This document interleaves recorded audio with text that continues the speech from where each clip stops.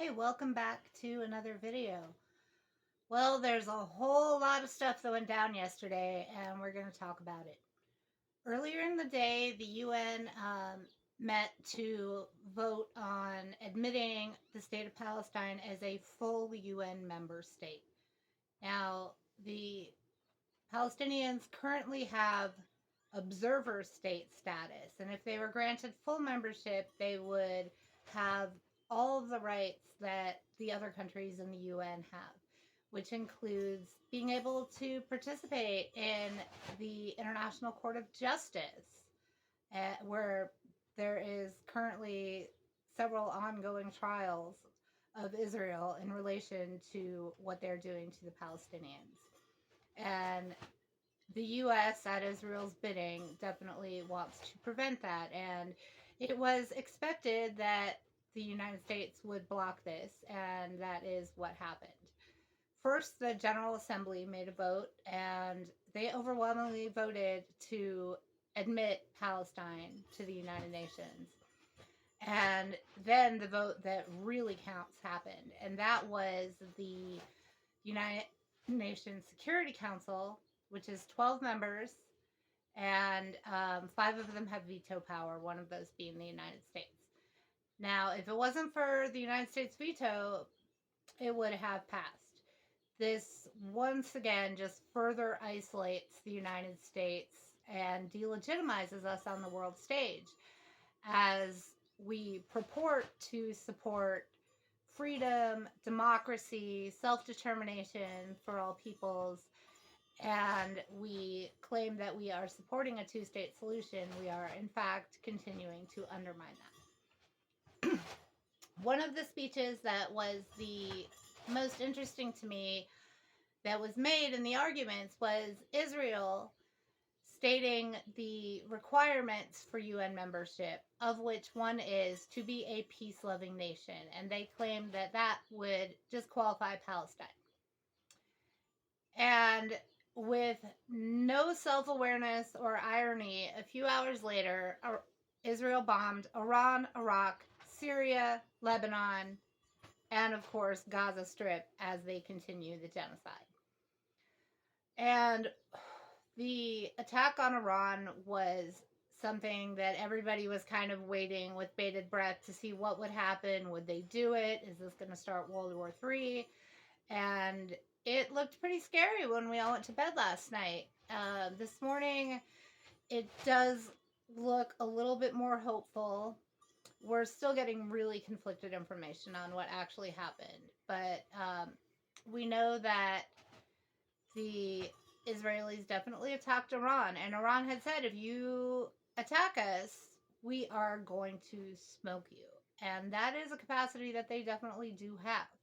And that would drag everyone into a much wider conflict, potentially World War III. So Iran was attacked, and they have not, as of yet, done any retaliation, which is a very good sign. Now, the Iranians are saying that a few drones came their way and all of them were shot down. It was a total failure, and Israel has been humiliated. Now, Israel is saying that it was a giant success and that they hit Iran really hard. And what actually happened, as far as we can tell, probably something in the middle. I can tell you that there was definitely something that hit in Iran, which I have geolocated to near Isfahan. And what is in Isfahan? Well, a couple things that it could have been. That's where the Iranian nuclear power plant is. And that is definitely something the Israelis have been wanting to hit. It's also the headquarters of the Iranian drone program. Could have been either of those targets, or the strike could have missed its target. It is pretty hard to tell. But it's a very good sign that even if the Iranians are downplaying it, we know for a fact something did hit. But the fact that they're saying that it was a total failure, that kind of removes the pressure for them to then hit Israel and drag everybody into a huge war. So once again, Iran is sort of the adults in the room here.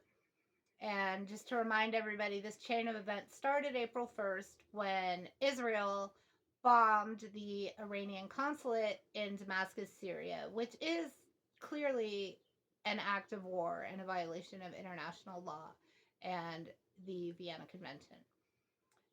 Iran then did a attack Saturday night on Israel proper, where hundreds of drones came their way and a few missiles. Most things were shot down, but it also showed Israel's vulnerability here. Even with the Iron Dome and some of the best air defense in the world, and several other countries like the United States, France, Jordan, helping to repel this attack, the fact is, most of these drones were super old. It was more of a glorified fireworks show than anything else. They knew that most of that stuff would get shot down, but it did really send a message that we can hit you. And they did, in fact, hit some Israeli air bases in the south, as well as an intelligence base in the occupied Golan Heights. The amount of damage, we don't really know. Again, one side saying they really got him, the other side saying, barely anything happens. Truth is probably in the middle. But then this strike by Israel was a response to the Iranian response against their strike. So things were escalating in a very concerning way. And it looks like, at least this morning, that things are de-escalating a little bit. Thank goodness. Now, Israeli planes don't really have the capability to hit Iran. That would require in-flight refueling, which is something they do not have. So while some Israelis are saying that their planes did bomb Iran, if that happened, that would have required a third party, probably the United States, to step in and do the aerial refueling on their behalf. And Biden has said that we would not participate in the attack, and hopefully we didn't. I think that probably did not happen. I think it was probably drones, possibly also missiles, and it does look like a radar station was also hit in Syria. But it is a very good sign that the Iranians so far have not struck back. We can all be at least a little grateful for that. But there is a really concerning piece of reporting that came out yesterday. And that was that as the United States was trying to talk Israel out of an all-out attack on Iran, that they made a deal. And that deal was that Biden said, well, if you don't attack Iran, or if you have to attack Iran, if you just do a small scale attack, then in turn, we will go ahead and greenlight the invasion of Rafah in southern Gaza. That would be horrific. And there are signs, though, that it's true, although the United States is denying it. And one of these signs is that it does appear that the attack on Iran was very small.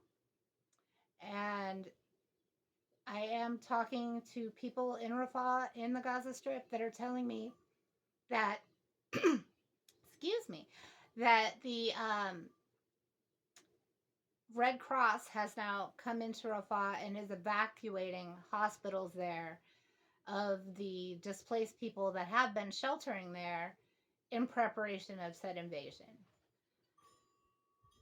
This would be horrible. It would be a complete bloodbath, and it would further what the Israelis have been saying they're going to do all along, which is do a ground invasion of Rafah and complete their project of genocide and ethnic cleansing in Gaza. Nearly all of Gaza's population is now displaced to Rafah. So any invasion there would be absolute carnage. And it's terrifying to think about. But it also really pisses me off. And that's because if Biden did make this kind of a deal, and I certainly wouldn't put it past him, that would mean just incredible weakness and capitulation to the Israelis once again. Because previously, Biden has been saying no to their plans to invade Rafah. And if that does happen, then what we're looking at is Biden basically allowing the Israelis to go ahead with the genocide and just sacrificing the blood of the Palestinians. When, if he doesn't want this invasion to happen, he has all the power to stop it. Just cut off the money and the weapons. It doesn't have to be an either or, start World War III or complete a genocide. We have the power to stop both of those things, and Biden has been unwilling to do it. So I'll be following this very closely. It's definitely very, very scary times. Um, you know, please say a prayer for the people of Gaza, and let's hope that this doesn't happen. I will keep everyone updated as the situation develops. Thank you for watching the update. I appreciate your time. Appreciate you supporting my new channel. Please like and subscribe, and leave a comment on YouTube. It really helps me grow my channel and get this new venture off the ground. I hope that you got some beneficial information out of this, and I will keep you posted as the situation evolves. Thanks for watching. Much love and free Palestine.